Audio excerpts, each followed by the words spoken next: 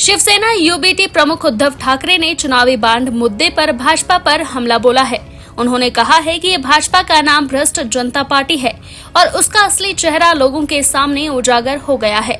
महाराष्ट्र के पूर्व मुख्यमंत्री ने भाजपा के मोदी का परिवार अभियान को लेकर प्रधानमंत्री पर भी निशाना साधा और कहा कि वह परिवार का मतलब नहीं समझते, क्योंकि किसी को परिवार की जिम्मेदारी लेनी होती है।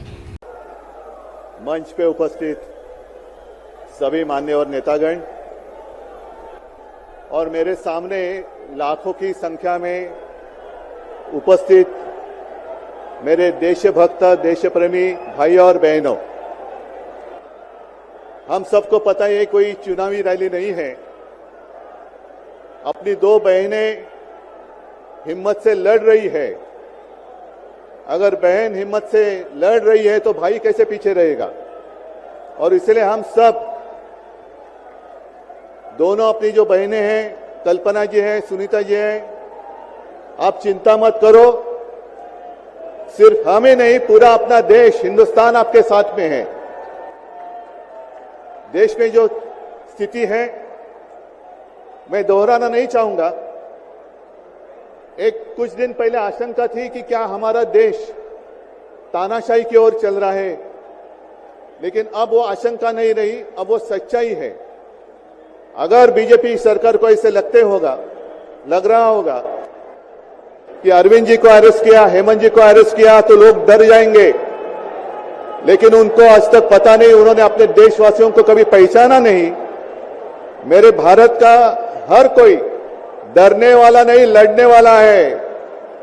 और अगर हिम्मत है तो बाकी आपकी सारी एजेंसीज हैं, ईडी, सीबीआई, इनकम टैक्स, जैसे हम इंडिया गठबंधन बनाकर सबके सामने आए हैं।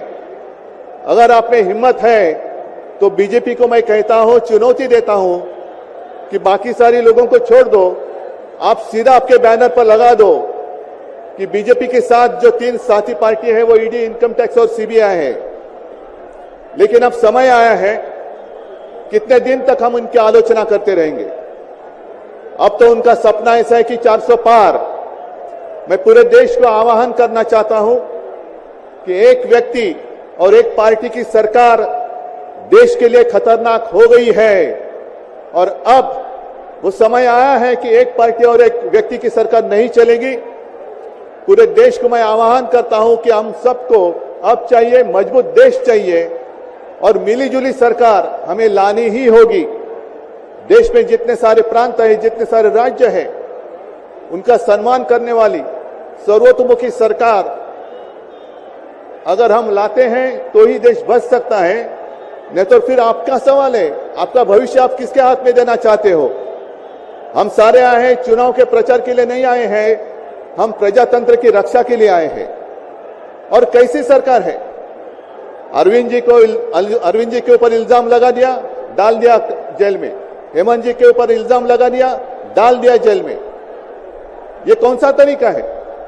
इनके पास जितने सारे लोग हैं, मैं आपके सामने आने से पहले कुछ पत्रकारों के साथ वार्तालाप कर रहा था और उन्होंने कहा कि उद्धव जी अब उन्होंने इनको साथ में ले लिया, उनको साथ में ले लिया।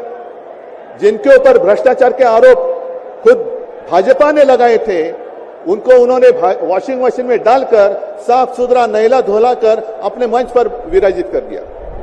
तो आप क्या विश्वास रख सकते हैं।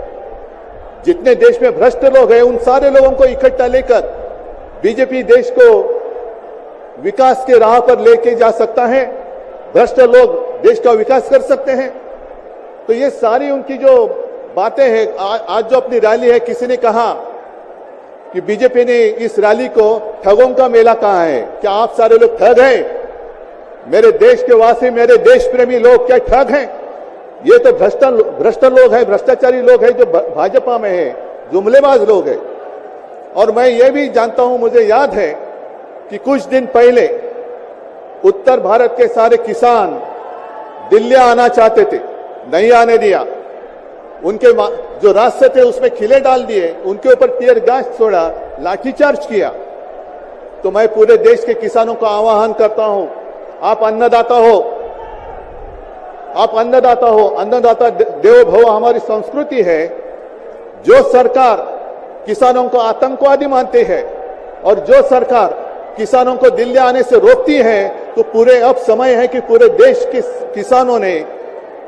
किसानों को आतंकवादी समझने वाली भाजपा सरकार को दिल्ली आने से रोकना होगा। जैसे आपकी राह उन्होंने आपके रास्ते दिल्ली आने से रोकी थी, वैसे अब किसानों ने बीजेपी को दिल्ली आने से रोकना ही होगा।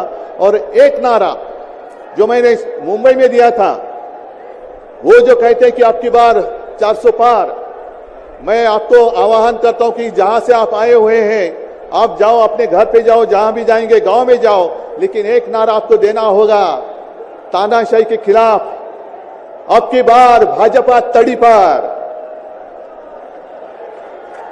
अब की बार भाजपा तड़ी पार। और ऐसे तानाशाही करने वाली सरकार अब हम दिल्ली आने नहीं देंगे। यही शपथ लेकर आगे हमें जाना होगा। और फिर से एक बार सुनीता जी, कल्पना जी, आप चिंता मत करो, पूरा देश आपके साथ है, आप लड़ाई जीतेगी और हम सब लड़ाई जीतेंगे, प्रजातंत्र जीतेगा। जय हिंद, जय महाराष्ट्र। बता दें, रामलीला मैदान में इंडी गठबंधन की लोकतंत्र बचाओ रैली को लोकसभा चुनाव से ठीक पहले दिल्ली के मुख्यमंत्री अरविंद केजरीवाल के गिरफ्तारी की पृष्ठभूमि के ताकत और विपक्षी एकता के प्रदर्शन के रूप में देखा जा रहा है। हर न्यूज अपडेट के लिए डिस्क्रिप्शन बॉक्स में दिए हुए लिंक से ज्वाइन करें रॉयल बुलेटिन का व्हाट्सएप ग्रुप और पाएं हर खबर सबसे पहले अपने व्हाट्सएप पर। अपने आसपास की खबरों के लिए सब्सक्राइब करें रॉयल बुलेटिन और इस वीडियो पर कमेंट के जरिए अपनी राय देना ना भूलें।